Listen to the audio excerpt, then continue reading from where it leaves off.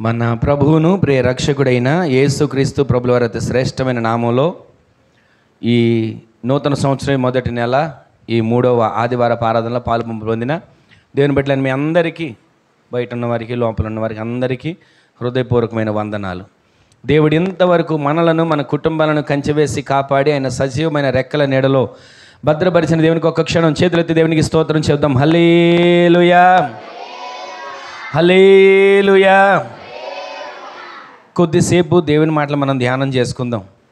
దేవుని మాట జీవం కలిగిన మాట. మనుష్యుడు రొట్టె వలన కాక ఆయన నోట నుండి వచ్చే మాట వలన జీవిస్తాడు. ఆ మాట మనల్ని బ్రతికించేది, సరిచేసేది, దిద్దేది, నిలబెట్టేది. ఎన్నోసార్లు కొన్నిసార్లు మన జీవితాల్లో తొట్టిల్లిపోతూ ఉంటాం, కృంగిపోతూ ఉంటాం. ఆ సమయంలో దేవుని మాట, ఏదో ఒక మాట మనల్ని తాకి మనల్ని ఉన్నతమైన స్థితిలో నిలబడేటట్లుగా కార్యాలు చేయగలిగింది ఆయన మాట. అయితే ఆయన మాటలు వింటున్న మనం, ఆయన మాటలు ధ్యానిస్తున్న మనం ఎప్పుడు కూడా నిరాశ, నిస్పృహ అనేది మనలోకి రాకుండా దేవుని వాక్కు మనల్ని బలపరచునుగాక. ఈ సంవత్సరం దేవుడు మనకి ఇచ్చిన వాగ్దానాన్ని గడిచిన 2 వారాలుగా మనం ధ్యానం చేస్తూ వచ్చాం. మరొకసారి అదే వాగ్దానం మనం చదువుకొని కొంచెం ముందుకు వెళదాం.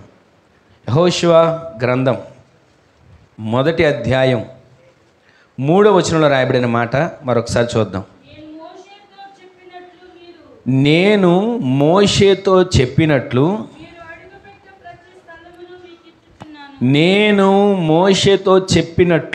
మీరు అడుగుపెట్టు స్థలములను, ప్రతి స్థలములను మీకు నేను ఇచ్చుచున్నాను. ఆమెను చెప్పండి. ఈ మాటను మనం ధ్యానం చేస్తూ ఉన్నాం. గడిచిన 2 వారాలుగా కొన్ని మాటలు విన్నాం. ఒక 2 నిమిషాలు ఆ మాటలన్నీ మీకు జ్ఞాపకం చేసి ఈరోజు కొద్ది మాటలు మనం ధ్యానం చేయబోతున్నాం. నేను మోషేతో చెప్పినట్లు. యెహోషువ, నేను మోషేతో ఒక మాట చెప్పా. ఆ మాట చెప్పిన మాట నెరవేర్చనేమో. ఎంతవరకు మోషేకి తోడై ఉన్నా, ఇప్పుడు మోషే లేడు, మృతి పొందాడు, సమాధి చేయబడ్డాడు. అయితే మోషే లేడు కదా, నా సన్నిధికి వచ్చేసాడు కదా, మోషేకి మీకు కనబడ్డ కదా, మోషేకి మిమ్మల్ని ముందుండి నాయకుడిగా నడిపించాడు కదా, మోషే మీకు ఆలోచన తెలియచేయలేడు కదా, మీరు ఒకవేళ కృంగిపోతున్నారేమో. నేను మోషేకి చెప్పినట్లుగా నేను ఇప్పటి నుంచి మీకు తోడై ఉండబోతున్నా. తోడై ఉండి ఏం చేస్తానో తెలుసా? మీరు అడుగుపెట్టు ప్రతి స్థలములను మీకు ఇచ్చుచున్నాను. గట్టిగా ఆమెను చెప్పండి. ఈ సంవత్సరంలో దేవుడి వాగ్దానాన్ని మన పట్ల నెరవేర్చునుగాక. గట్టిగా ఆమెను చెప్పండి.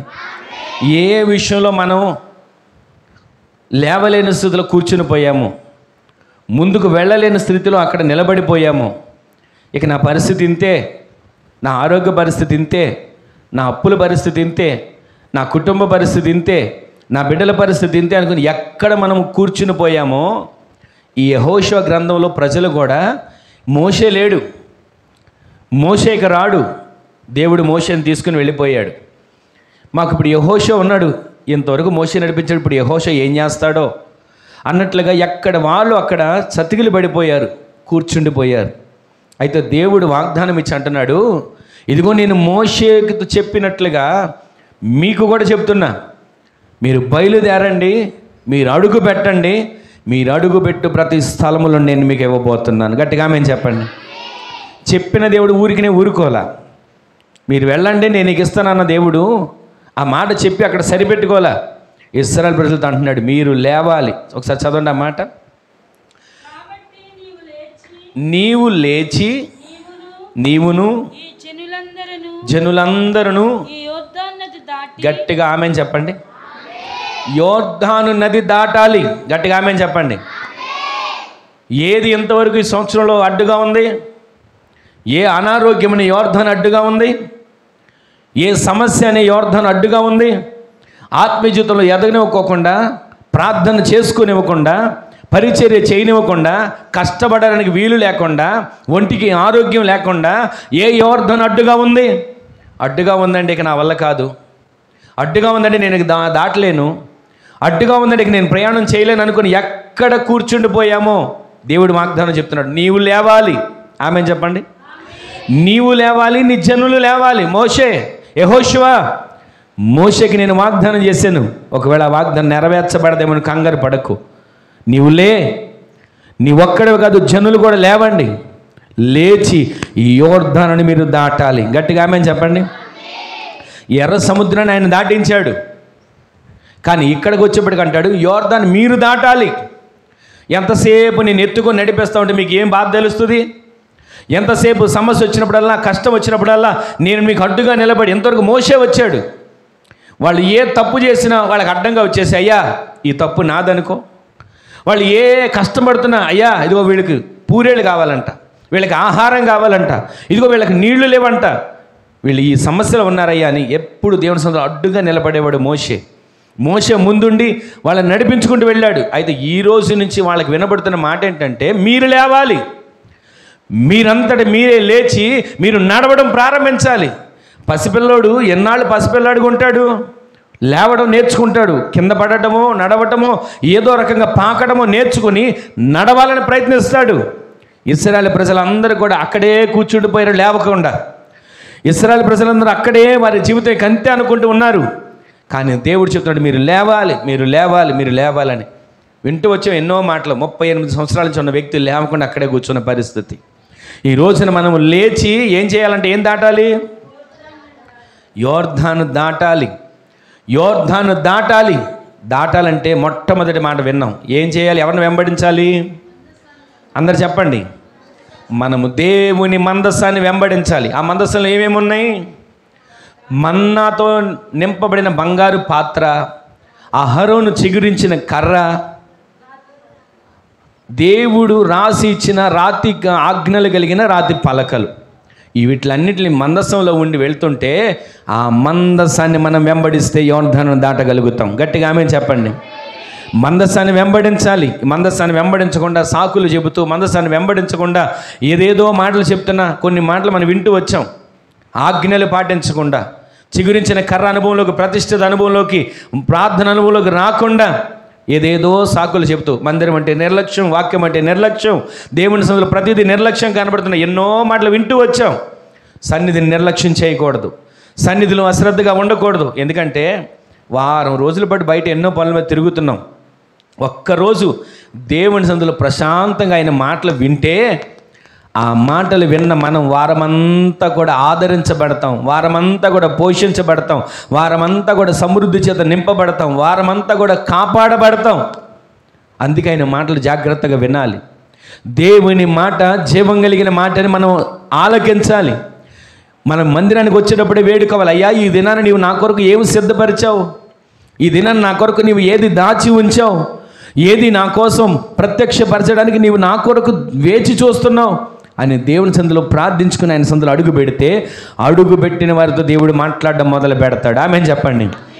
గడిచిన వారం నుంచి చెప్తాను కదా, ఇక్కడ నిలబడిన సేవకునికి మీ హృదయంలో ఉన్న బాధ తెలియకపోవచ్చు, కానీ పరలోకం నుంచి చూస్తున్న దేవుడు, మన మధ్యలో ఆత్మస్వరూపిగా సంచరిస్తున్న దేవుడు, నీ హృదయంలో ఉన్న వేదన, నీ గుండెలో ఉన్న బాధ, నీ కడుపులో ఉన్న కలవరం అంతా ఆయనకి ఎరిగినవాడు కనుక నిన్ను గురించి ఆయన మాట్లాడడం మొదలు పెడతాడు. ఆమేన్ చెప్పండి. ఎవరు ఏ సమస్యతో ఇక్కడికి వచ్చిన వారు వచ్చినట్టే వెళ్ళరు. ఆమేన్ చెప్పండి. సమస్యలు ముగించబడే కార్యాలు దేవుడు జరిగించబోతున్నాడు. ఆమేన్ చెప్పండి. నోటి నిండా నవ్వు కలిగే కార్యాలు దేవుడు చేయబోతున్నాడు. ఆమేన్ చెప్పండి. ఎవరమైనా సరే నాతో సహా ఏ సమస్యతో ఇక్కడికి వచ్చినా ఆయన వాక్యం ఆదరిస్తుందండి. మరొక వారం రోజుల పాటు వాక్యం ఆదరించకపోతే ఎంతమంది ఎన్ని సమస్యలు లేకుండా ఉన్నారు, ఎన్ని సమస్యల్లో ఉన్నారు. వాళ్ళందరికీ వచ్చే ఆలోచన ఏంటో చెప్పనా? సమస్య రాగానే ఇక నాకు ఎందుకు వచ్చిన జీవితం, ఎందుకు వచ్చిన బ్రతుకు, సమస్య వస్తే చనిపోవడమేనా, సమస్య చనిపోవడానికైనా, దేవుడిచ్చిన ఆయుష్, దేవుడిచ్చిన దేహం, దేవుడిచ్చిన ఆరోగ్యం మనం అర్ధాంతరంగా ప్రాణాలు తీసుకోవడానికైనా? ఎన్నోసార్లు దేవుడు నాతో గద్దించి మాట్లాడాడు. ఆ మాటలే మీకు బోధిస్తున్నా. ఏ విషయంలో కూడా సమస్యలు చూసి మనం ఎప్పుడు భయపడకూడదండి. బలహీనత ఎదురుగా ఉన్నా, సమస్య ఎదురుగా ఉన్నా, ఆటంకాలు ఎదురుగా ఉన్నా, ఆర్థిక ఇబ్బందులు ఎదురుగా ఉన్నా వాటిని చూసి మనం భయపడనక్కర్లేదు. చెప్పాను కదా మీకు ఒకసారి మాట, సమస్య మనకు ఒకటి వచ్చిందంటే దానికి పరిష్కారాన్ని దేవుడు ముందే సిద్ధపరిచి మనకు సమస్యను తీసుకొచ్చాడు. మనం అనుకుంటున్నాం నాకు సమస్య వచ్చిందని. పరిష్కారం ఆయన చేతిలో ఉంది, తాళపు చెవి ఆయన చేతిలో ఉంది. మనం అది గ్రహించలేకపోతున్నాం. నేనే చిక్కుబడిపోయానండి సమస్యలో, నాకేనా బాధలు, ఇంత ప్రార్థన చేస్తున్నాం నాకేనా బాధలు, ఇంతగా దేవుని సన్నిధిని ప్రేమిస్తున్నాం, సేవకుల్ని పరిచయాన్ని ప్రేమిస్తున్నాం, ఇందుకైనా మాకు ఈ బాధలు అని ఎన్నోసార్లు కృంగిపోతుంటాం. ఏ విషయంలో కృంగిపోనక్కర్లేదండి. దేవుడు నమ్మదగినవాడు. ఆమేన్ చెప్పండి. అందుకే మనుషులను అందరిని ప్రేమించండి, కానీ నమ్మకం మాత్రం ఎవరి మీద ఉంచాలి చెప్పండి గట్టిగా. లేదండి మా బాబాయ్ అంటే నాకు నమ్మకం అండి, మా పిన్ని అంటే నాకు నమ్మకం ఉంచండి, కానీ ఎంతవరకు రాగలుగుతారు? దేవుడు సదాకాలం నీకు నాకు తోడే ఉండబోతున్నాడు. ఆమేన్ చెప్పండి. సదాకాలం ఆయనతో మనం నివాసం చేసేటట్లు దేవుడు మనల్ని సిద్ధపరచబోతున్నాడు. ఆమేన్ చెప్పండి. అందుకని మనము యోర్దాను దాటాలి. సమస్యను చూసి భయపడక, సమస్యను చూసి కృంగిపోక, సమస్యను చూసి అక్కడ సతికిలు పడిపోక, యోర్దానును దాటాలంటే మొట్టమొదటిదిగా మందసమును మనం వెంబడించే వారిగా మార్చబడుదుముగాక. మందసములో ఉన్నటువంటి వస్తువులు మనం ఎరిగి ఉండాలి. మందసంలో ఏమున్నాయి, మనం వెంబడిస్తున్నాం, మందసం ఎలా ఉంది, మనం వెంబడిస్తున్నాం, ఆ మందసంలో ఏమేమున్నా తెలియాలి. మందిరానికి వచ్చాం, దేవుడు ఎవరో తెలియాలి. వాక్యం వింటున్నాం, అసలు వాక్యం ఏం చెప్పారో వినాలి. దేవుని సందుకు వచ్చిన మనము, వెంబడిస్తున్న మనము గ్రహింపు కలిగి జీవించాలి. ఎవరైనా అడిగారు అనుకోండి, ఏమండి మీరు ఆరాధన చేస్తున్నారు కదా, మీ దేవుడి పేరేంటి అంటే మనం చెప్పగలగాలి. ఆయన యేసుక్రీస్తు ప్రభుల వారండి, రక్తాన్ని కార్చారు, ప్రాణం పెట్టారు, ఇదిగో నేను ఇలా బ్రతుకున్నానంటే ఆయన కృప అని సాక్ష్యం చెప్పగలగాలి. యేసయ్యండి, ఏమోనండి అందరూ వెళ్తున్నారు నేను వెళ్తున్నాను, అందరు దండం పెట్టుకుంటారు నేను దండం పెట్టుకుంటున్నాను, అందరు వెళ్ళి వస్తున్నారు నేను వచ్చాను కాదు. ప్రతిరోజు మనం ఆరాధించే దేవుడు మనకు తెలియాలి. శిష్యులకు అర్థం కాల, ఈయన నోటి మాటతో చెప్తే సముద్రం ఆగుతుందా, ఈయన నోటి మాటతో గాలిని గద్దిస్తే ఆగుతుందా, ఈయన నోటి మాటతో తుఫాను ఆగు అంటే ఆగుతుందా, ఈయన ఎవరో అని అనుకున్నారండి. అక్కడ ఉన్నటువంటి ఊళ్ళో వాళ్ళందరూ అనుకున్నారు, ఈయన వడ్లవాని కుమారుడు గాడా, యోసేపు మరియా వాళ్ళ పిల్లలుగా వాళ్ళ కుమారుడు గాడా, వీళ్ళ అన్నదమ్ములు అక్కళ్ళు మాతో ఉన్నవాళ్ళు గారా, ఈయన ఇంత జ్ఞానంగా బోధిస్తున్నాడే, ఇంత అద్భుతంగా ఈయన మాట్లాడుతున్నాడు, ఈయనకి ఇటు జ్ఞానం ఎక్కడి నుంచి వచ్చింది, అసలు ఈయన ఎవరో ఎవరికి వాళ్ళు ఆశ్చర్యపడ్డారండి. ఈ రోజున ఆయన ఎవరో తెలియకుండా ఆయనతో తిన్నారు, ఆయన ఎవరో తెలియకుండా ఆయనతో తిరిగారు, ఆయన ఎవరో తెలియకుండా ఆయనతో వెంబడిస్తూ రొట్టెలు పంచితే తిన్నారు, స్వస్థతలు చేస్తే అనుభవించారు. కానీ ఆయన ఎవరో తెలియని వారిగా ఉన్నారు. 10 మంది వచ్చి స్వస్థత పొందుకొని వెళ్ళిపోతుంటే ఒక్క వ్యక్తికి వచ్చిందండి ఆలోచన, నేను మరలా వెళ్ళి తిరిగి వెళ్ళి ఆయన కనపడాలని. 10 మంది వచ్చి స్వస్థత పొందుకున్నారు, దారిలో ఉండగానే స్వస్థత పొందుకున్నారు. 9 మంది అనుకున్నారు స్వస్థత వస్తే వచ్చిందిలే, మళ్ళీ వెళ్ళి కనబాల్సిన పని ఏముంది అన్నట్లుగా 9 మంది వెళ్ళిపోయారు. కానీ ఒక్క వ్యక్తి వచ్చి, అయ్యా ఇదిగో నేను స్వస్థత పొందుకున్నా అని చెప్తూ ఉంటే అని అంటాడు, మిగిలిన 90 ఎక్కడ? ఆయన ఆలోచన ఏంటంటే దేవుని సంధికి ఎవరు దూరం కాకూడదు, దేవుని సంధిని ఎవరు నిర్లక్ష్యంగా ఉండకూడదు, దేవుని సంధిలో ఎవరు అశ్రద్ధగా మాట్లాడకూడదు, ప్రవర్తించకూడదని ఆయన ఆలోచన. దేవుని సందులో ఉన్నటువంటి ప్రశాంతత, దేవుని సందులో ఉన్నటువంటి ఆదరణ, దేవుని సందులో ఉన్నటువంటి మేలు మీరు మీ కుటుంబాలు అనుభవించుదురుగాక. అలా అనుభవించడానికి మనం దేనిని వెంబడించాలి? మందసాన్ని మనం వెంబడిస్తే యోర్దానును మనం దాటగలుగుతాం. గట్టిగా ఆమెన్ చెప్పండి. సన్నిధిని వెంబడిస్తే మనం యోర్దానును దాటగలుగుతాం. ఆమెన్ చెప్పండి. వాక్యాన్ని వెంబడిస్తే మనం యోర్దానును దాటగలుగుతాం. ఆమెన్ చెప్పండి. ఈ రోజున ఏ సమస్యను రానివ్వండి, వాక్యాన్ని ఎత్తిపెట్టి ప్రార్థన చేయండి. వాక్యాన్ని ఎత్తిపెట్టి ప్రార్థన చేయండి. మీ ప్రార్థన మీ సమస్యను తరిమి కొట్టగలిగిన శక్తి మీకు దేవుడు దయచేయునుగాక. సమస్యను చూసి మీరు భయపడక్కర్లా. ఈ సంవత్సరంలో ఒకటే తీర్మానం చేసుకోండి. మీరు ఈ సంవత్సరంలో ఒకటే గురి కలిగి ప్రార్థన చేసుకోండి. ఏ సమస్య ఉందో ఇంట్లో కుటుంబంగా కలిసి అందరూ చేయి పట్టుకుని ప్రార్థన చేయండి. ఏ సమస్యకు వెంటాడుతుందో మీరు చూడండి. సమస్య తరిమి కొట్టగలిగిన శక్తి మీ అందరికీ దేవుడు అనుగ్రహించునుగాక. మన సంఘానికి అట్టి ఆత్మను దేవుడు దయచేయునుగాక. ఇది నా మాట కాదు, నజరేయుడైన ఆయన పలుకుతున్న యేసుక్రీస్తు ప్రభువు వారి మాట. ఆ మాట మన అందరి జీవితాల్లో నెరవేర్చబడునుగాక. సమస్యను తరిమి కొట్టగలిగిన శక్తి మనందరికీ దేవుడు దయచేయబోతున్నాడు. ఆమెన్ చెప్పండి. విశ్వసించిన వారు గట్టిగా ఆమెన్ చెప్పండి. ఈ రోజు నుంచి మీ కుటుంబంలో ఎట్టి ప్రార్థన మీరు చేస్తున్నా ఎలాంటి సమస్యనా గుమ్మం దాకా వచ్చి చూసుకుంటూ వెళ్ళిపోయేటట్లుగా దేవుడు చేయబోతున్నాడు. ఆమెన్ చెప్పండి. మీ ఇంట్లోకి కానీ, మీ ఒంట్లోకి కానీ, మీ పరిస్థితుల్లోకి కానీ ఏ రకమైన సమస్యను రానివ్వకుండా నా దేవుడు మీ ప్రార్థనలో శక్తిని రేకెత్తించునుగాక. మీ ప్రార్థనలో ఒక మార్పును దేవుడు కలుగు చేయునుగాక. ఇప్పటి వరకు ఏ ప్రార్థనలు చేసుకున్నా, కడుపు నొప్పి కోసం ప్రార్థన చేసుకున్నా, తలనొప్పి కోసం ప్రార్థన చేసుకున్నా, ఏదైనా చిన్న చిన్న సమస్యలండి తీరతాయిలే అని ప్రార్థన చేసుకుని ఈ సంవత్సరం నుంచి, ఈ రోజు నుంచి తారీఖు వేసుకోండి, ఈ 19వ తారీఖు నుంచి మీ ప్రార్థనలో మార్పు రావాలి. ఆమేన్ చెప్పండి. అట్టి ప్రార్థనాత్మను దేవుడు మీకు పుట్టిస్తే ఎలాంటి యోర్ధాన్ అయినా, అమ్మో యోర్ధాన్ అని అనరండి. యోర్ధానా ఇదెంత, యోర్ధాన్ నా ముందెంత, ఈ సమస్య నా ముందెంత, ఈ బలహీనత నన్నేం చేయగలుగుతుంది అనే ధైర్యాన్ని దేవుడు మనందరికీ కలుగు చేయునుగాక. ఈ నిరీక్షణతో ముందుకు సాగండి.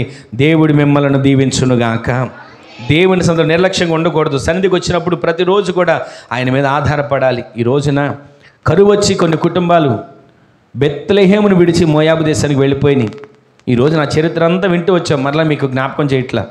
ఈ మాటలు వింటున్న మన జీవితంలో మందసాన్ని వెంబడిస్తున్నామా, లోకాన్ని వెంబడిస్తున్నామా, దేవుని వెంబడిస్తున్నామా, ఆచారాలను వెంబడిస్తున్నామా, సన్నిధిని వెంబడిస్తున్నామా, లేదా లోక పద్ధతులు వెంబడిస్తున్నామా? ఒక్క క్షణం ఆలోచన చేసుకొని ఈ రోజు నుంచి నేను నీ మందసాన్ని వెంబడిస్తానయ్యా, వాక్యాన్ని వెంబడిస్తానయ్యా. నా ఇంట్లో వాక్యం ఉండాలి, నా నోటిలో వాక్యం ఉండాలి, నా హృదయంలో వాక్యం ఉండాలి. ప్రతిరోజు వాక్యము చేత నేను తడపబడుతూ ఉండాలి. అట్టి వాక్యాన్ని వెంబడించే వ్యక్తిగా నేను మార్చబడతానయ్యా అని ఒక చిన్న తీర్మానం మీరు చేసుకోగలిగితే, ఆ తీర్మానాన్ని దేవుడి సంవత్సరం స్థిరపరిచి మీ ఇంట్లో అట్టి ఆత్మను దేవుడు కలుగు చేసి, ఉన్నతమైన ఉపదేశాన్ని మీకు అనుగ్రహింపజేసి, ఆత్మ నింపుదలతో దేవుడు మిమ్మల్ని బలపరిచి ప్రతి నిత్యం మీ ప్రార్థనలో ఒక ఉన్నతమైనటువంటి దేదీప్యమైనటువంటి వెలుగుతో నింపబడిన కార్యాలు దేవుడు జరిగించునుగాక. అయితే మనం గమనిస్తే ఇంకా వాళ్ళు వాక్యాన్ని వెంబడించారు, మందసాన్ని వెంబడించారు. రెండవదిగా దేన్ని వెంబడించారో మనం చూసాం. యెహోషువ గ్రంథం 3వ అధ్యాయం 5వ వచనం చూడండి ఒకసారి.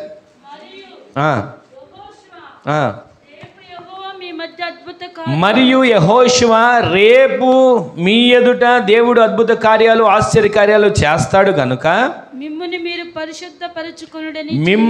మీరు పరిశుద్ధపరచుకోవాలి. మొదటిది మందసాన్ని వెంబడించాలి, రెండవది మనల్ని మనం పరిశుద్ధపరచుకోవాలి. ఈ పరిశుద్ధపరచుకున్న దాంట్లో కొన్ని మాటలు మీకు జ్ఞాపకం చేశాం. అక్కడ మరొకసారి ఆ మాట చదవండి ఒకరు.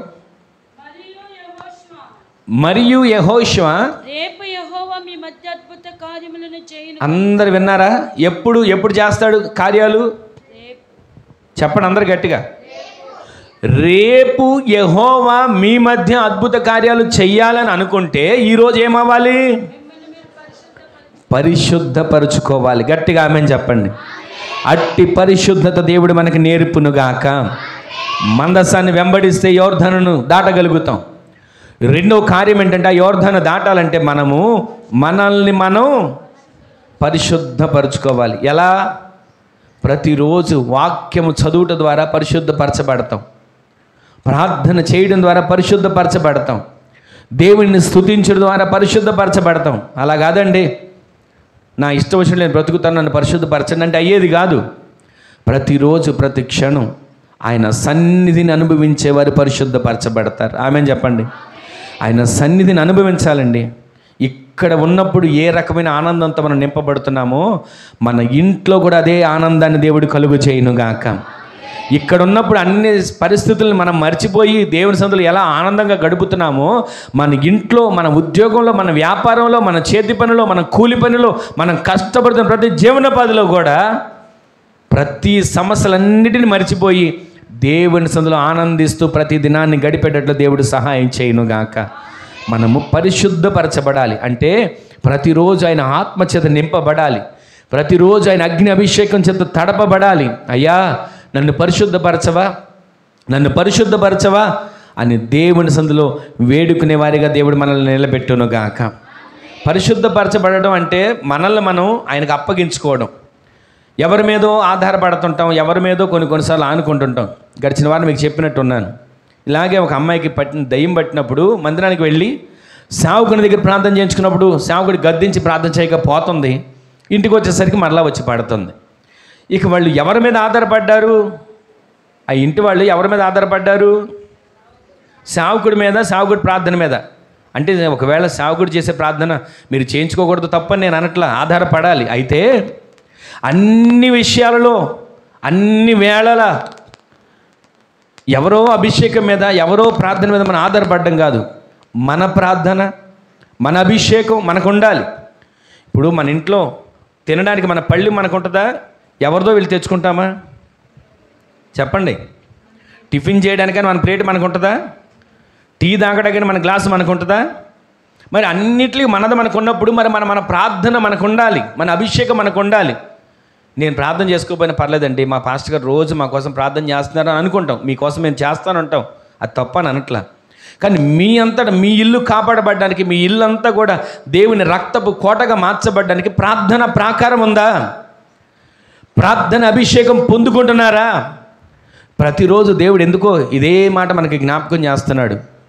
మనకు అన్ని పనులకు సమయం ఉంటుంది, కానీ ప్రార్థనకి సమయం ఉండదు. చిరాకు, ప్రార్థన అంటే విసుగు, ప్రార్థన అంటే అదొక రకమైన కోపం. ఒక్కొక్కరిలో ప్రార్థన చేసుకుందాం అని అన్నారా ఎంతలోనే మొదలవుద్ది. అప్పటి వరకు బాగానే ఉంటారు, ప్రార్థన అయినసరికి వస్తుందండి. అపవాది అన్నిటికీ సమయం ఇస్తాడు, అన్నిట్లో చక్కగా కూర్చొని ఇస్తాడు, అవసరమైతే 24 గంటల ఫోన్ అయినా చూడనిస్తాడు. కానీ ప్రార్థన వాక్యం అనేసరికి మనిషిని ఆటంకపరుస్తుంటాడు. ఎందుకని? ప్రార్థన చేసుకున్నా, అభిషేకించబడిన, వాక్యం చదువుకున్నా ఆ వ్యక్తి పరిశుద్ధపరచబడతాడు. అలా పరిశుద్ధపరచబడకూడదని వాడి ఆలోచన.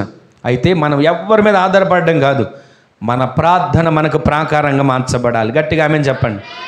ఎన్నోసార్లు మీకు చెప్తున్నా, ఈ సంవత్సరం ప్రారంభం నుంచి చెప్తున్నా, మీరు ప్రార్థన చేస్తే పునాదులు కదలాలి. ఆమేన్ చెప్పండి. మీరు ప్రార్థన చేస్తే ఎరికో బద్దలైపోవాలి. ఆమేన్ చెప్పండి. మీరు ప్రార్థన చేస్తే యోర్దాను ఏకరాశిగా మార్చబడాలి. ఆమేన్ చెప్పండి. అలాంటి ప్రార్థన శక్తి మీ పైన దేవుడు కుమ్మరించునుగాక. మీరు ప్రార్థన చేస్తే మీ బిడ్డలు ప్రార్థన చేస్తారు. మీ బిడ్డలు ప్రార్థన చేస్తుండగా మీరు ఆ ప్రార్థన చూసి దేవుని మహిమపరచాలి. అలా మనమే ప్రార్థన చేయకుండా, నేనే ప్రార్థన చేయకుండా మా బిడ్డలను ప్రార్థన చేయమని చేస్తారా? ఈ రోజున మనము దేవుని సందులో ప్రతిరోజు కూడా ఆయన సందులో ప్రార్థిస్తూ పరిశుద్ధపరచుకునేటట్లుగా దేవుడు మనల్ని బలపరచునుగాక. మీకు ఒక మాట జ్ఞాపకం చేస్తాను. ఒక భక్తుడు బైబిల్ గ్రంథంలో ఉన్నాడు, మనకు తెలిసిన ఆయనే. ఒకసారి సంఖ్యాకాండం 22వ అధ్యాయంలోకి రండి, మీకు ఒక మాట జ్ఞాపకం చేస్తాను. ఆ భక్తుడి గురించి మనం అక్కడ చూస్తాం. ఎంత గొప్ప వ్యక్తి అంటే ఆయన, అసలు ఎంత గొప్ప విశేషం అంటే ఆయన ప్రార్థన చేస్తే సాక్షాత్తు దేవుడే దిగొచ్చేసేవాడు. ఆయన ప్రార్థన చేస్తే దేవుడు దిగొచ్చి మాట్లాడేవాడు. అలాంటి వ్యక్తి, ఆ వ్యక్తి దగ్గరికి ఎవరు వచ్చారు? కొందరు, వినండి అందరు జాగ్రత్తగా. కొందరు వచ్చి అంటున్నారు, అయ్యా నీవు దీవిస్తే దీవెన, నీవు శపిస్తే శాపం. ఇదిగో నీవు మా దగ్గరికి రావాలి. మా దగ్గరికి వచ్చి కొంతమంది ప్రజలు ఉన్నారు, ఆ ప్రజలందరినీ నీవు శపించాలి. ఎందుకంటే నీవు నోటితో ఏది పలికితే అది జరుగుతుంది. నీవు దీవించవా వాళ్ళు దీవించబడతారు. ఒకవేళ నీ నోటి మాటతో నీవు శపించవా వాళ్ళు శపించబడతారు. కనుక ఇప్పుడు మేము వచ్చిన కారణం ఏంటంటే నీ దగ్గరికి నిన్ను మాతో తీసుకుని వెళ్ళి, మా దగ్గర ఒక జనాంగం ఉన్నారు, పచ్చిక బయలులాగా వాళ్ళందరూ మా ఎదురు కనబడుతున్నారు, ఆ ప్రజలను నీవు శపించాలి అనగానే ఈయన ఏమన్నాలో తెలుసా? శపించడమా? ఒకవేళ దీవించమంటే వస్తా, ఏదైనా అవసరం ప్రార్థన చేస్తా, శపించడం ఏంటి అని అనకుండా ఈయన ఏం చేశాడంటే, ఒక్క నిమిషం ఆగండి, దేవుని దగ్గరికి వెళ్ళి నేను కనిపెట్టి విజ్ఞాపన చేసి విచారణ చేసి వస్తా. ఆయన వెళ్ళమంటే వెళతా, ఆయన వద్దు అంటే నేనేం చేయలేను అని ఆ రాత్రి వాళ్ళని అక్కడ ఉండమన్నాడు. ఒకసారి 22వ అధ్యాయం తీసిన వాళ్ళు చూడండి, 8-9 వచనాలు చదవండి ఒకసారి. అతడు వారితో ఈ రాత్రి ఇక్కడనే ఉండుడి. వాళ్ళు వచ్చిన వాళ్ళతో చెప్తున్నాడు, అయ్యలారా ఈ రాత్రి ఇక్కడ ఉండండి. యెహోవా నాకు సెలవిచ్చిన మాటలను నేను యెహోవా దగ్గరికి వెళ్తా, ప్రార్థన చేస్తా, వేడుకుంటా, అయ్యా పలానా చోటకి వెళ్ళమంటా, వాళ్ళని చెప్పించడాకని అడుగుతా. ఆయన నాకు సెలవిచ్చిన ఎడల నేను తిరిగి వచ్చి మీతో చెప్పేది, నేను మరలా తిరిగి వస్తాను, మీతో చెప్తాను. అప్పుడు మోయాబు అధికారులు బిలాము నొద్ద బస చేసిరి. దేవుడు బిలాము నొద్దకు వచ్చి నీ యొద్దనున్న ఈ మనుషులను, విన్నారా? ఒకసారి ఆ మాట మళ్ళా చదవండి. దేవుడు దేవుడు బిలామునొద్దకు వచ్చి గట్టిగా ఆమేన్ చెప్పండి. ఆయన ప్రార్థన చేయడానికి వెళ్ళాడా? వెళ్ళగానే ఎవరు వచ్చారు? దేవుడే ఆ ప్రవక్త దగ్గరికి వచ్చి మాట్లాడడం మొదలుపెట్టాడు. ఈ రోజున మనం ప్రార్థన చేస్తున్నాం. ఎన్నిసార్లు దేవుడు మాట్లాడాడు మీతో? ఏ రోజైనా దేవుడు మాట్లాడిన స్వరాన్ని విన్నారా? ఆలకించండి. చిన్న వయసులో ఉన్న వ్యక్తి దేవుని స్వరాన్ని వింటున్నాడు. సమూయేలు సమూయేలు అని పిలుస్తుండగా ఆ వ్యక్తి నీ దాసుడు ఆలకించుచున్నాడు అన్నాడు. ఈరోజు చిన్న వ్యక్తితో దేవుడు మాట్లాడడానికి ఇష్టపడుతున్నాడే.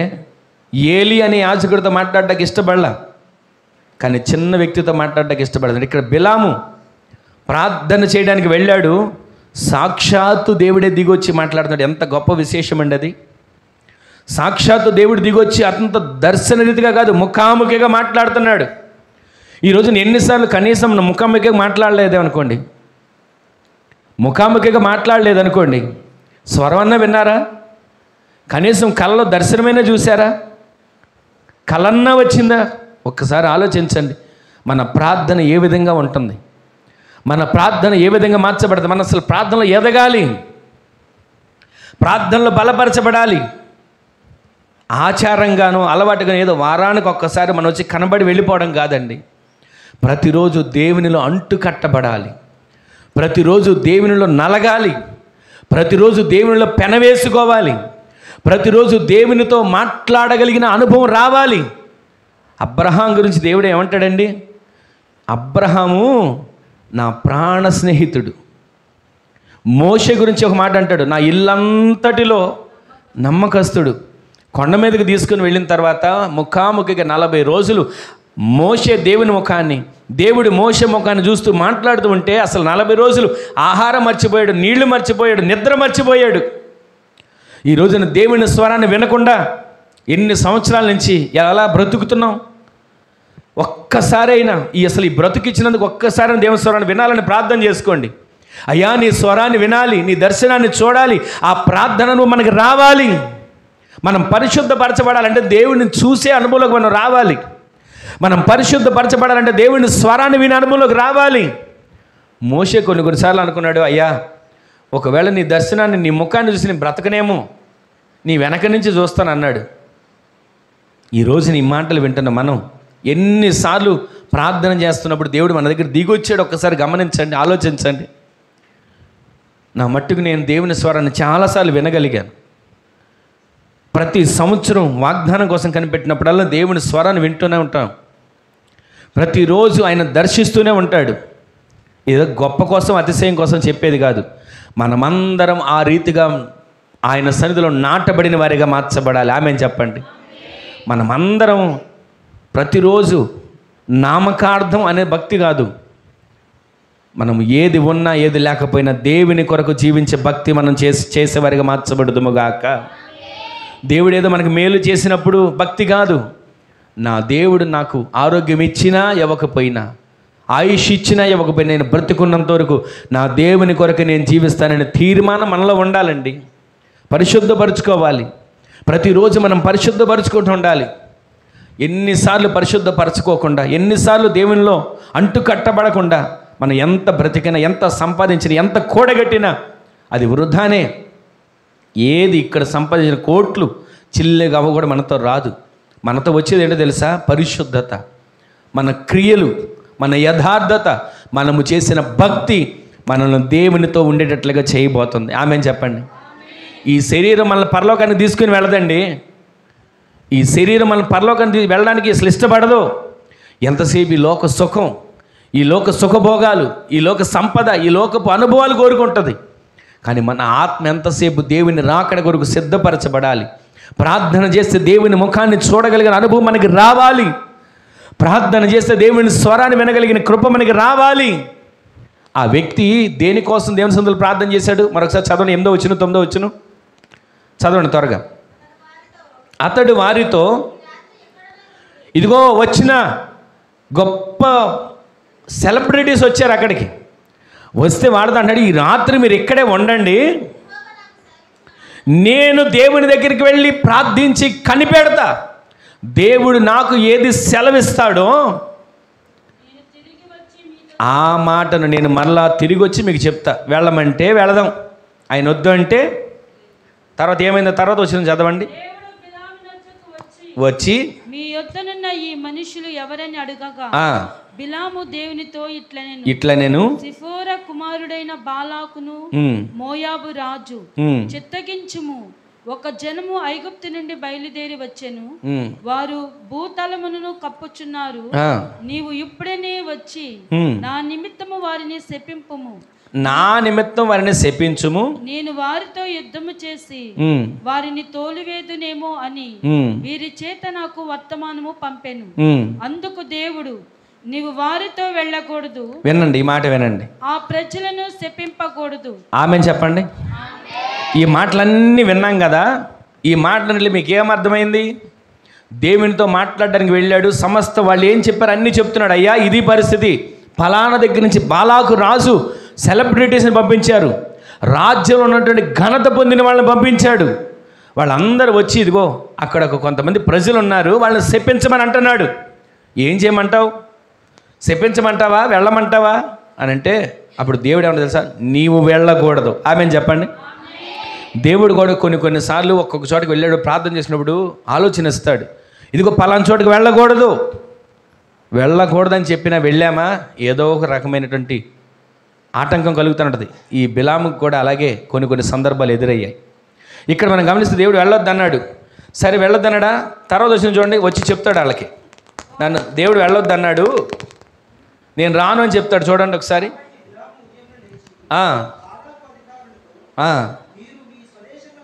ఇదిగో మీరు వెళ్ళిపోండి, మీతో కూడా నేను వచ్చుటకు. ఆమెను చెప్పండి. దేవుడు మీతో రావడానికి నాకు సెలవు ఇవ్వలేదు, నేను రాను అని చెప్పేశాడా? వాళ్ళు వెళ్ళిపోయారు. మరలా కొంచెం ముందుకు వెళ్ళి చూడండి, ఘనత వహించిన వాళ్ళు వచ్చారంట. 22 అధ్యాయం 15 వచనంలో చదవండి. 15 అధ్యాయం 15 వచనం విన్నారా? అంతకుముందు వచ్చిన వారి కంటే బహు ఘనత వహించిన మరి కొంతమంది అధికారులని బిలాము దగ్గరికి పంపించి ఏమన్నాడు తెలుసా? ఇదిగో నీకు కొంచెం కావాలి, ఇంకొంచెం బంగారం ఎక్కువ ఇస్తాం, కావాలంటే వస్త్రాలు ఎక్కువ ఇస్తాం, లేదా నువ్వు దేవుని దగ్గర ప్రార్థన చేయి, నీకు ఎంత కావాలంటే అంత ఇస్తాం అని ఆఫర్లు ఇస్తున్నారు. ఎన్ని ఇచ్చిన సెలబ్రిటీస్ వచ్చి ఆఫర్లు ఇస్తున్నా సరే ఆయన ఏమన్నాడు తెలుసా? 18 వచ్చిన చూడండి ఒకసారి. వినండి, అందరి మాట వినండి. ఇంటెడు బంగారం ఇచ్చినను నేను దేవుని మాటను మేరలేను. గట్టిగా ఆమెను చెప్పండి. ఈ రోజున దేవుని సన్నిధిలో దేవుడు వద్దు అని అన్నదానికోసం మరలా వెంపర్లాట ఉండకూడదు. దేవుడు చెయ్యొద్దు అన్నదానికోసం చేయాలనే ఆలోచన మనలో ఉండకూడదు. ప్రతిరోజు దేవుడు అవునంటే అవును, కాదంటే కాదు. ఆయన మనకు తగిన సమయం ముందు మనకి ఏది అవసరం అది దయచేస్తాడు. ఆయన చెప్పిన మాటకు లోబడి మనల్ని మనం పరిశుద్ధపరచుకుందుముగాక. శత్రు బహుమానాలు చూపించాడండి. బాలాకరాజు గనులైన వారిని పంపించాడు, అంటే సెలబ్రిటీస్ని పంపించాడు. వాళ్ళు వచ్చి ఘనత వహించిన వాళ్ళు వైభవం చూపిస్తున్నారు, బంగారం అంతా చూపిస్తున్నారు. ఇదిగో బాలాకరాజు ఇంత బంగారం ఇచ్చాడయ్యా, ఇంటెడు బంగారం తీసుకో, ఇంకా కావాలంటే 2 ఇళ్ళు కావాలి బంగారం ఇస్తాడు అని అంటాడు. ఇంటెడు బంగారం ఇచ్చిన నా దేవుని మాటను నేను తప్పను, నా దేవుని మాటను నేను మేరను, నా దేవుడు చెప్పిన పని నేను చేస్తాను అన్నాడు. అంత అన్నాడా? వెంటనే మళ్ళీ ఆలోచన వచ్చింది. వాళ్ళని ఫాలో అయినట్లుగా మనకు కనబడుతుంది. అక్కడ సెలబ్రిటీస్ వచ్చారు కదా, వాళ్ళని చూసి కొంచెంసేపు ఆలోచించాడు. సరే మరలా నేను దేవుని దగ్గరికి వెళ్ళి అడిగి వస్తాను, ఉండండి. మీరు ఇంటికి వెళ్ళిన తర్వాత 22 అధ్యాయంతో చదవండి. మరలా దేవుని దగ్గరికి వెళ్ళి అడుగుతాడు. దేవుడు ఏమనుకున్నాడు తెలుసా?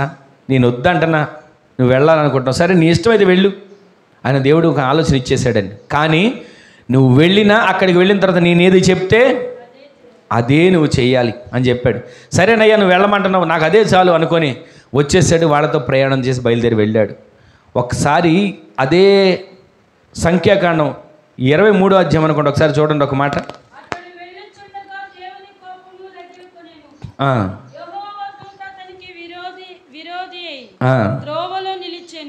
యెహోవా దూత తనకు విరోధంగా త్రోవలో నిలిచింది. అతడు తన గాడిదకు గంత కట్టి విన్నారా ఈ మాట? ఒక గాడిదకు గంత కట్టుకుని అక్కడికి దేవుని ప్రజలను శపించడానికి వెళ్తున్నాడండి. ఇంతలో దేవుని దూత ఎదురైంది. బిలాము, నువ్వు వెళ్ళాల్సిన మార్గం ఇది కాదు, నీ ప్రయాణం ఇది కాదు అని అక్కడ ఎదురైన దేవదూతను బిలామును చూడకోకుండా అలాగే ఉన్నాడు. అయితే అతను ఎక్కి వెళ్తున్నాడు. ఏ వాహనం అది? గాడిద మీద ఎక్కి వెళ్తున్నాడు. ఆ గాడిద ఒక చోటకు వెళ్ళిన తర్వాత 2 కొమ్మల మధ్యన ఇరుక్కుపోయింది, కదలలేని పరిస్థితిలో ఉంది. ఇక ఆ గాడిద మీద కోపాన్ని చూపించి తన చేతిలో ఒక కర్ర ఉంటే దాంతో కొడుతున్నాడు. కొడుతూ ఉండగా దేవుడు గాడిద నోటిని తెరిచాడు. ఆమెను చెప్పండి. గాడిద నోటిని తెరిస్తే గాడిద మాట్లాడడం మొదలుపెట్టింది. ఆ తర్వాత మీ అధ్యాయాలు చదువుకోండి. గాడిద మాట్లాడుతూ అంటది, ఇదిగో ఏనాడైనా నీ మాటకు ఎదురు చెప్పానా? ఏనాడైనా నువ్వు వెళ్ళమన్న మార్గానికి వెళ్ళకుండా ఇలా ఆటంకపరిచానా? ఎందుకు నన్ను అలా కొడుతున్నావంటే, అసలు నా చేతిలో కత్తుంటే నేను నరికేసేవాడిని అంటాడు బిలాం.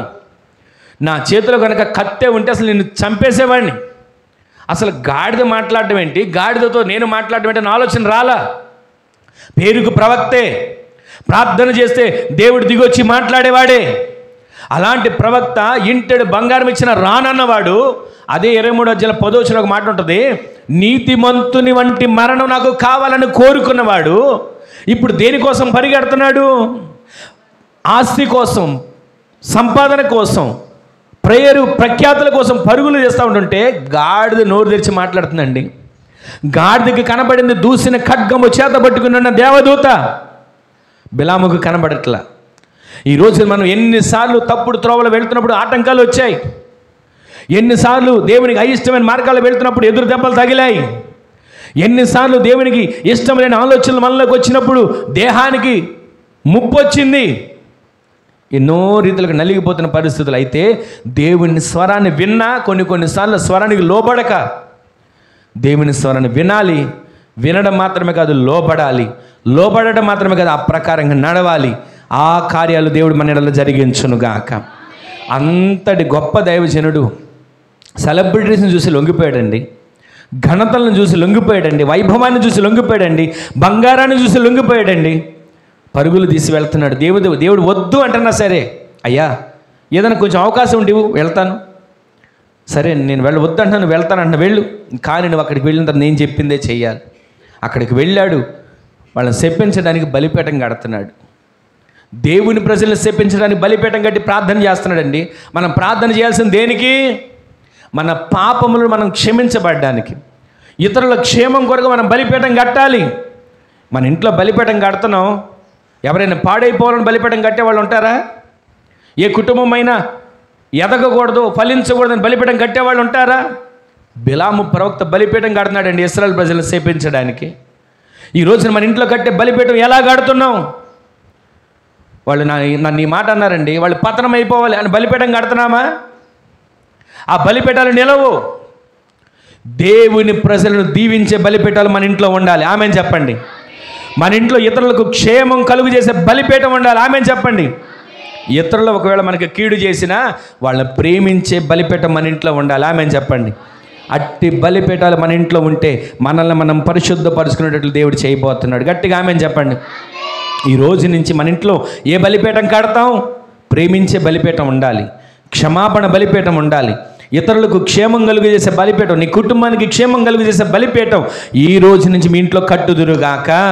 మీరు బలిపీఠం కడుతూ ఉన్నప్పుడే దేవుడే దిగి వచ్చి మీతో మాట్లాడడానికి ఇష్టపడునుగాక. మత్తయి సువార్తలో ఒక మాట ఉంటుంది, మీరు ప్రార్థన చేయనప్పుడు, బలిపీఠం కట్టునప్పుడు ఒకవేళ నీ సహోదరుడి మీద కానీ నీ సహోదరి మీద కానీ ద్వేషం ఉంటే మొదట అర్పణ అక్కడ విడిచిపెట్టు, బలిపీఠం అక్కడ ఆపేయి, ప్రార్థన అక్కడ ఆపు, అవసరమైతే ఫోన్ చేయి. అయ్యా ఇదిగో ఒకవేళ నీతో నేను ఏదైనా గొడవ పడ్డానేమో, నీకు నాకు ఏదైనా భేదం వచ్చిందేమో నన్ను క్షమించు అని అడిగి బలిపీఠం కట్టాలి. ఈ నిరీక్షణతో మనం అడుగులు వేయాలి. అప్పుడు మనం పరిశుద్ధపరచబడతాం, మనం యోర్ధానును దాటగలుగుతాం. గట్టిగా ఆమెను చెప్పండి. పరిశుద్ధపరచబడిన మనం యోర్ధాను దాటగలిగే కృప దేవుడు అనుగ్రహించునుగాక. యెహోషువ దగ్గర నుంచి పిలుపు వస్తుంది, రేపు నీకు అద్భుతం జరగాలంటే ఈరోజు నీ పరిశుద్ధపరచబడు. మత్తయి సువార్తలో ఒక మాట ఉంటుంది 5వ అధ్యాయంలో, నీ కన్ను నిన్ను అభ్యంతరపరిచిన ఎడల ఆ కన్నును తీసేయి. 2 కళ్ళు కలిగి నరకంలో పడడం కంటే ఒక కంటితో పరలోకంలో ఉండటం బెటర్ కదా. ఒకవేళ నీ కాలు అభ్యంతరపరిచిందా, తీసే ఒక కాలు. 2 కాళ్ళతో నరకంలో నువ్వు కాలిపోవడం కంటే పరలోకంలో 1 కాళ్ళతో ఉండడం బెటర్ కదా. ఈ రోజున కన్ను తీసేయడం, కాలు తీసేయడం అంటే అవయవాళ్ళు తొలగించుకోమని కాదు, మన హృదయంలో ఉన్నటువంటి అవిశ్వాసపు మాటలు తొలగించుకోవాలి. దేవునికి వ్యతిరేకమైనటువంటి ఆలోచనలు తొలగించుకోవాలి. ప్రతిరోజు మనల్ని మనం పరిశుద్ధపరచుకుంటూ మన బలిపీఠాలు కట్టే కృప దేవుడు దయచేయును గాక. ప్రేమతో బలిపీఠాలు కట్టాలండి, కక్షతో కాదు. ఒకరి క్షేమం కొరకు బలిపీఠాలు కట్టాలండి, ఒకళ్ళ పతనం కొరకు కాదు. ప్రతిరోజు మన ఇంటికి దేవుని సన్నిధిగా మార్చబడేట్లుగా మనం బలిపీఠాలు కట్టాలి, అపవాదికి నిలయంగా కాదు. దేవుని బలిపీఠాలు మీ ఇంట్లో మండును గాక. ప్రేమ అనే బలిపీఠాలు మీ ఇంట్లో మండును గాక. క్షమాపణ అనే బలిపీఠాలు మీ ఇంట్లో మండును గాక. ఒకరి కొరకు ఎప్పుడు రోధించి ప్రార్థించే ఆత్మదేవుడు మీలో కలుగు చేయును గాక. అలా మీరు ప్రార్థించగలిగితే మిమ్ములను దేవుడు పరిశుద్ధపరుస్తాడు. అలా మిమ్మును మీరు ప్రతిరోజు పరిశుద్ధపరచుకుంటే రేపు యెహోవా మీ ఇంట్లో, మీ కుటుంబంలో, మన సంఘంలో, పరిచర్యలో ఆయన అద్భుతాలు ప్రారంభించబోతున్నాడు. ఆమేన్ చెప్పండి. ఆ విధంగా దేవుడి కార్యాలు చేయాలంటే ప్రతిరోజు మనం బలిపీఠం కట్టాలి. వారానికి ఒక్కరోజు అండి, పోనీ వారానికి ఒక్క పూట మీ ఇంటి కొరకు ప్రార్థన చేసుకోండి, మీ బిడ్డల కొరకు ప్రార్థన చేసుకోండి. ఒకవేళ అలా చేసుకున్న వాళ్ళు ఉంటే దేవునికి మహిమే. వారానికి ఒక్క పూట అండి, పిల్లల కొరకు, ఇంటి కొరకు, కుటుంబ క్షేమం కొరకు ఒక ప్రార్థన చేసుకోండి. వారానికి ఒక్క పూట ఉపవాసం ఉండి అలా చేసుకుంటే మీ ఇంట్లో దేవుడు ఆశ్చర్యమైన కార్యాలు జరిగిస్తాడు, విప్లవాత్మకమైన కార్యాలు దేవుడు జరిగిస్తాడు. ఒకప్పుడు అసమాధానమేమో, ఒకప్పుడు గొడవలేమో, ఒకప్పుడు నెమ్మది లేదేమో, ఒకప్పుడు ఆర్థిక ఇబ్బందులేమో, ఒక్క క్షణం మీరు ఈ వారం నుంచి పలానా రోజు మీకు అవకాశం ఉన్న రోజు, వారంలో ఒక్కరోజు నేను ఉపవాసం ఉంటాను నా బిడ్డల కోసం, నేను ఉపవాసం ఉంటాను నా భర్త కోసం, నేను ఉపవాసం ఉంటాను నా కుటుంబం కోసం అని ఆ రోజు రాత్రి మీరు ప్రార్థన చేసుకొని చూడండి. దేవుడు ఆశ్చర్యమైన కార్యాలు మీ కుటుంబంలో జరిగించబోతున్నాడు. మిమ్మల్ని మీరు పరిశుద్ధపరచుకోవడం మొదలు పెడితే రేపు యెహోవా మీ ఇంట్లో అద్భుత కార్యాలు చేయబోతున్నాడు. ఆమేన్ చెప్పండి. బలహీనత ఉందా, దాన్ని చూసి భయపడకండి. వారంలో ఒక్క పూట ఆ బలహీనత నిమిత్తం మీరు ఏడ్చి ప్రార్థన చేయండి. అయ్యా, నాలోని బలహీనత తొలగిపోవాలని, నాలోని సమస్య తొలగిపోవాలని ప్రార్థన చేసి చూడండి. అలా ప్రార్థన చేయడం మన వల్ల కాదు. ఎంతసేపు శుభ్రంగా తిన్నామా, పడుకున్నామా, తెల్లారిందా, ఇది అయితే నాకు చాలండి. ప్రార్థన అంటే నా వల్ల కాదండి, ఉపవాసం అంటే నా వల్ల కాదండి, కనిపెట్టడం అంటే నా వల్ల కాదండి, దేవుని సన్నిధిలో బలిపీఠం కట్టడం అంటే నా వల్ల కాదండి. అలా కాకుండా తేలికైన పద్ధతిలో ఏదైనా సులువుగా జరిగేదాని నుండి చెప్పండి, అలా చేద్దాం. ఎవరి దగ్గరికి వెళదామా, ఎవరికైనా ఏదైనా ఇస్తే వాళ్ళు మనకి ఏదైనా చెప్తారు, చెప్పండి, అక్కడికి వెళదాం. ఏదైనా తెచ్చి ఇంట్లో పెట్టుకుంటే పోతుందా, చెప్పండి, అలా చేద్దాం. ఏదైనా తెచ్చి మొల్ల కట్టుకుంటే పోతుందా, అలా చేద్దాం, చెప్పండి. దీనికి ఇష్టపడతారండి. దేవుని సందులో మొర్ర పెట్టడానికి, మోకరించడానికి, ప్రార్థించడానికి, పరిశుద్ధపరచుకోవడానికి మనం సిద్ధపరచబడుదుముగాక. అలాంటి కృప దేవుడు మనందరికీ దయచేయునుగాక. లూకాసు వార్తలో ఒక మాట ఉంటుంది 21వ అధ్యాయంలో, తిండి వలన, మత్తు వలన, ఐహిక విచారాల వలన ఉండడం వలనంట. ఒకసారి ఆ మాట చూడండి, 21వ అధ్యాయం 34 వచ్చిన కూడా చూడండి త్వరగా. లూకాసు వార్త. మీ హృదయములు ఒకవేళ తిండి వలనను, మత్తు వలనను, ఐహిక విచారముల వలనను ఉంటే, మందముగా ఉంటే, ఆ దినమున అకస్మాత్తుగా ఉరి వచ్చినట్లుగా ఆ దినం వస్తుంది అంటండి. ఈ రోజున మనం తిండి వలన, మత్తు వలన, ఐహిక విచారాలు ఉంటే మందముగా అంటే ఒక మాట చెప్పనా, మందముగా తిండి వలన, మత్తు వలన మనిషికి ఏమొస్తుంది? బద్ధకం. ఒక మాటలో చెప్పాలంటే కొవ్వు పట్టేసిందిరా అంటారు కదా, ఆ విధంగా తిండి, మత్తు, ఐహిక విచారాలు. ఎంతసేపు ఏం తిందాం, ఎంత తింటున్నా ఆకలి తీరదు, ఎంత నిద్రపోతున్నా నిద్ర తీరదు, ఎంతసేపు ఐహిక విచారాలు. దీనివలన మనం అలా ఉంటే, ప్రార్థించకుండా, పరిశుద్ధపరచుకోకుండా, మందస్సాన్ని వెంబడించకుండా ఉంటే ఒక దినము, ఆ దినం ఎలా వస్తుంది అంటండి, అకస్మాత్తుగా ఉరి వచ్చినట్లు వస్తుందంట. ఆ దినము రాకముందే మనల్ని మనం పరిశుద్ధపరచుకుందాము గాక, మనల్ని మనం శుద్ధీకరించుకుందాము గాక. తిండి బ్రతకడానికి తినాలండి, తినడం కోసం బ్రతకడం కాదు. అర్థమైందా మీకు? తినడం కోసమే బ్రతికే వాళ్ళు ఉంటారు కొందరు. మనం జీవించడం, బ్రతకడం కోసం తినాలంటే తినాలి కనుక ఒక ముద్ద తినాలి. ప్రతిరోజు దేవుని సందులో ఆయన ఇచ్చిన తిండిని బట్టి, ఆయన ఇచ్చిన ఆరోగ్యాన్ని బట్టి, ఆయన ఇచ్చిన ఆయుష్ని బట్టి ఆయన సన్నిధిలో బలిపీఠాలు కట్టేవానిగా మనము మార్చబడదుము గాక. దేవుని రాకడ కొరకు సిద్ధపడగలిగిన జనాంగంగా మనము ప్రతిరోజు నడిపించబడదుము గాక. మనము పరిశుద్ధపరచుకోవాలి. ఇంకా మనం చెప్పుకుంటూ పోతే చాలా ఉన్నాయి. ఇంకొక మాట మీకు జ్ఞాపకం చేస్తాను చూడండి. యెహోషువ గ్రంథం 4వ అధ్యాయం 3వ అధ్యాయం 6వ వచనం చదివి తర్వాత 4వ అధ్యాయం 10వ వచనం చదవండి.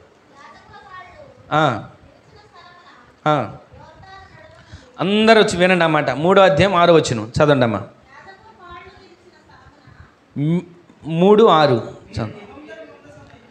మీరు నిబంధన మందసమును ఎత్తుకొని ప్రజల ముందర నడువుడని యాజకులకు అతడు సెలవీయగా, ఆ నిబంధన మందసమును ఎత్తుకొని ప్రజల ముందర ఎవరు నడిచారు? యాజకులు. ఇప్పుడు 4:10 చదవండి.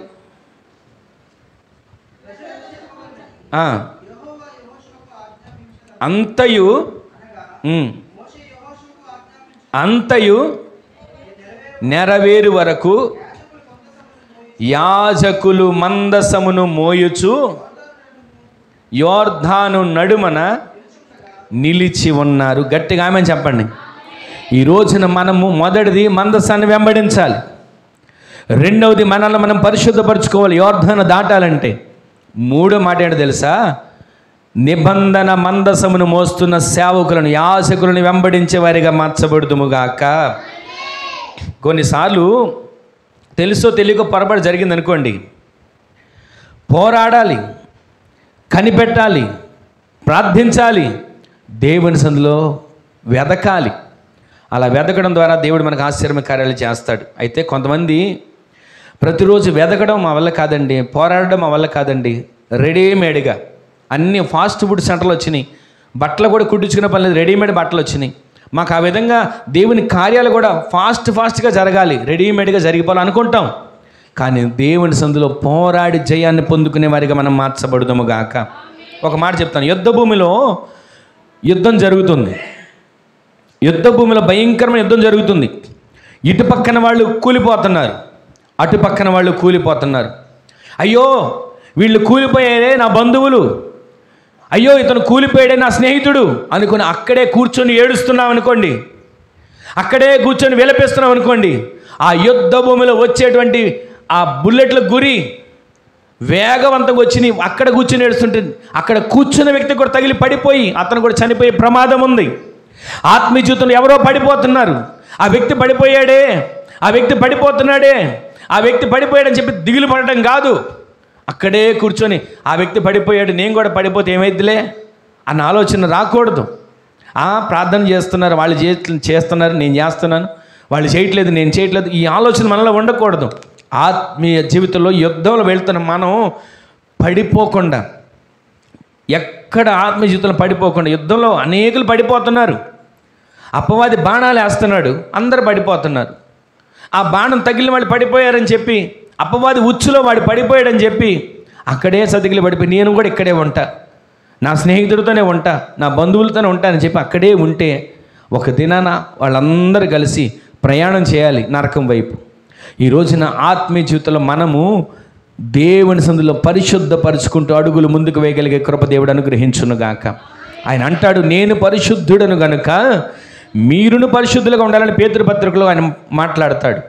ఈ రోజున మనము పరిశుద్ధులుగా మార్చబడాలంటే హెబ్రీ పత్రికలో సెలవిచ్చినట్లుగా యేసు వైపు చూచుచు ఆయన పరుగు పందెంలో ఓపికగా పరిగెత్తే వారిగా మనము మార్చబడుదుము గాక.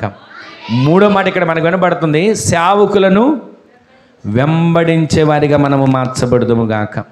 ఈ మాటలు చాలా ఉన్నాయి, దేవుని చిత్తం మీద మళ్ళీ వచ్చే వరకు మాటలు విందాం. అందరూ కూడా ఒక్క క్షణం, ఇంతవరకు మన దేవుడు మనతో మాట్లాడిన ప్రతి మాట, మీరు అడుగుపెట్టు ప్రతి స్థలమును మీకిచ్చుచున్నాను. ఇవ్వాలంటే మనము కూర్చున్న స్థితిలో ఉండక లేవాలి, పడిపోతున్న వారిని చూడక లేవాలి, పతనమైపోతున్న పరిస్థితులను చూడక లేవాలి, దేవుని మందసాన్ని వెంబడించాలి. మందసంలో ఉన్నటువంటి ఆయన మన్నాని వెంబడించాలి. మందసంలో ఉన్నటువంటి ఆహారం చిగురించిన కర్రను వెంబడించాలి. మందసంలో ఉన్నటువంటి రాతి ఆజ్ఞల పలకలను వెంబడించాలి. అలా వెంబడించుకుంటూ మనం వెళితే మందసాన్ని వెంబడించే గుంపులో మనం యోర్దాను దాటగలిగే శక్తి దేవుడు ఇచ్చునుగాక. రెండోది, మనల్ని మనం పరిశుద్ధపరుచుకుంటే యోర్దాను దాటగలుగుతాం. మూడోది, మన ఇక్కడ చదివాం 3:6లో, యాజకులు మందసాన్ని మోసుకుని వెళ్తున్నారు. యాజకులు మందసాన్ని మోసుకుని వెళ్తున్నారు.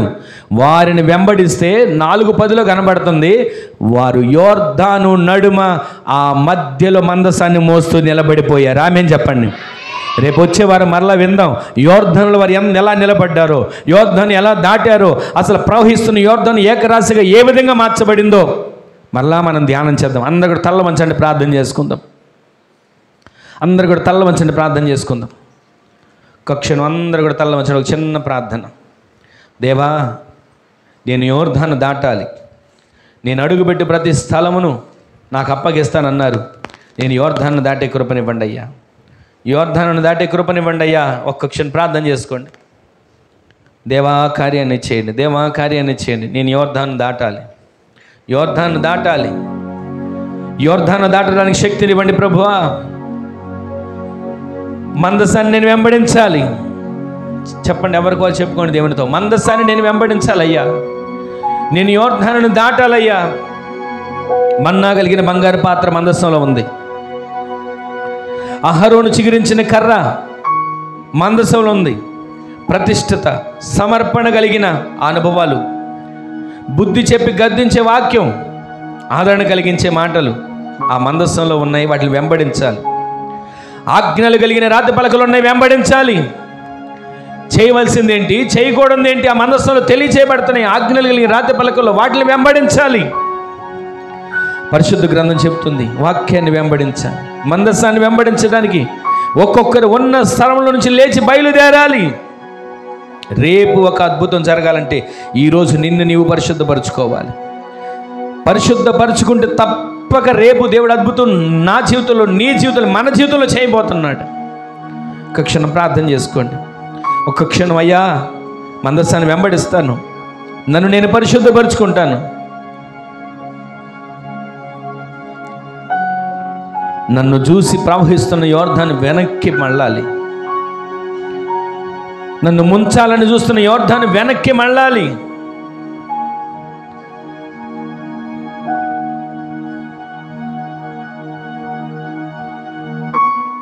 యాజకులు నిబంధన మందసాన్ని మోసుకుని యోర్దానులో ప్రవహిస్తున్న యోర్దానులో అడుగు పెట్టగానే యోర్దాను ఏకరాశిగా మార్చబడబోతుంది. ఒక్క క్షణం ప్రార్థన చేసుకోండి. యాజకులను వెంబడిస్తామయ్యా, మందసాన్ని వెంబడిస్తామయ్యా, మమ్మల్ని మేము పరిశుద్ధపరుచుకుంటామయ్యా. ఆ విధంగా మా పట్ల కార్యాన్ని చేయమంటే ఒక్క క్షణం, ఒక చిన్న ప్రార్థన చేసుకోండి. ఒక చిన్న ప్రార్థన చేసుకోండి.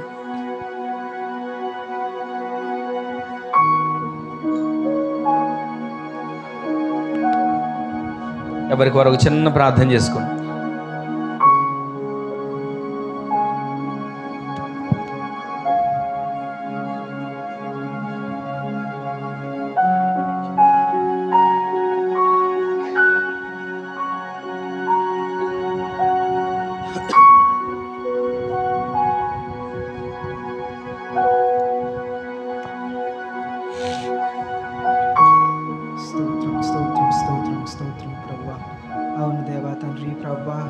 మీరు ప్రవ్వా మా సంఘమును గురించి ప్రవ్వా అయ్యా మీరు ఇచ్చిన వాగ్దానం మా ప్రవ్వా అయ్యా మమ్మల్ని ప్రవ్వా ఆ వాగ్దానం ప్రవ్వా అయ్యా మీరు ప్రవ్వా మీరు వెళ్ళు ప్రతి స్థలమందు తండ్రి ప్రవ్వా మీకు ఇచ్చేదని వాగ్దానం సెలవిచ్చిన దేవాలయం స్తోత్రం ప్రవ్వా.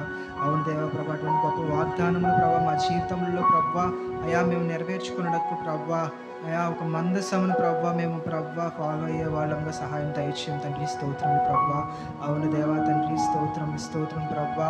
అటువంటి గొప్ప కార్యములు ప్రభావ మేము పొందుకునేలాగా ప్రవ్వా అయ్యా మమ్మల్ని మేము పరిశుద్ధపరుచుకునేలాగా మీరే సహాయం దయచేయం తండ్రి స్తోత్రం ప్రవ్వా.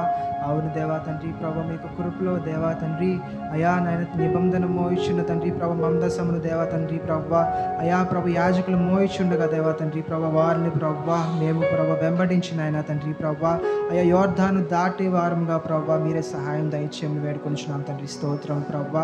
అయా ప్రవ్వా మా జీవితంలో ఉన్న ప్రతి ఒక్క కష్టమును ప్రవ్వా, ప్రతి ఒక్క సమస్యను ప్రవ్వా అయా యోర్ధాను వలె ప్రవ్వా మాకు అడ్డు ఉన్న ఎడల తండ్రి ప్రతి ఒక్కటి ప్రవ్వా అయా మేము ప్రవ్వా దాటిపోవడానికి ప్రవ్వా మీరే మాకు సహాయం దయచేయమని ప్రవ్వా యేసు పరిశుద్ధ నామములో వేడుకొనిచున్నాను పరమ తండ్రి. ఆమేన్ ఆమేన్ ఆమేన్ ఆమేన్.